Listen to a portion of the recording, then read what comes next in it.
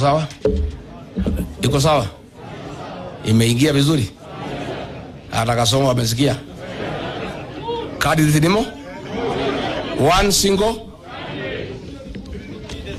Najua anasema ati Rigiji lazima akuwe ni yeye. Nani nawaambia? Yes, mimi nataka na Wakenya wananitaka. Lakini wakisema ni wache, ndio hii mtu aende nyumbani. Si mimi nitawacha? Yeah. And I want to tell Kenyans I'm that patriotic. I'll make whatever sacrifice necessary for this country. And I want to tell Ruto, he has been saying I'm divisive. He doesn't know me well. You know, before he kicked me out, alikuwa amenidharau sana. He thought I'm just another villager. He was saying I have not gone to school, I have no experience, I have nothing. And in 2 weeks I will be forgotten. Today, he knows who Rigathi Gachagua is. Let me tell him, he is saying I'm divisive. I want to assure the people of Kenya, I'll be the unifying factor in the identification of a single presidential candidate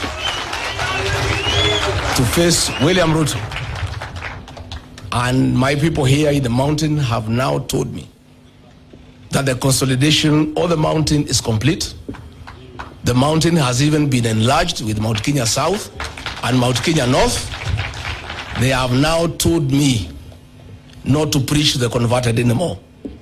They have told me to go out to Western Kenya, to Coast Province, to Rift Valley,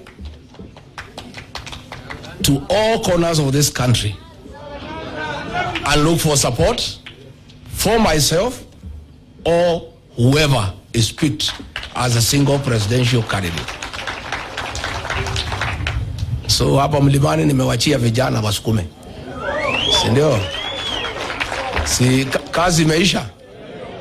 Yeah, you cannot go to fish in a basket. Hii watu ya mlima tayari tumemaliza.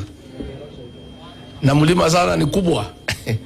And I didn't want to put it here. The people of the mountain have told me, because we're also here, in their own right, that they have decided that William Ruto cannot get their vote.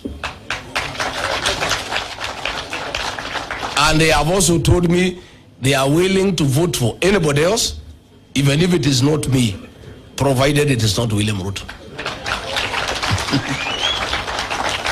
And that is the situation. So I'll be going to other parts of Kenya. I'll spend time in Nyanza, I'll spend time in Western, I'll spend time in the coast. I'll be everywhere. The work of consolidating the mountain, unifying it, is complete. There's nothing else to be done here.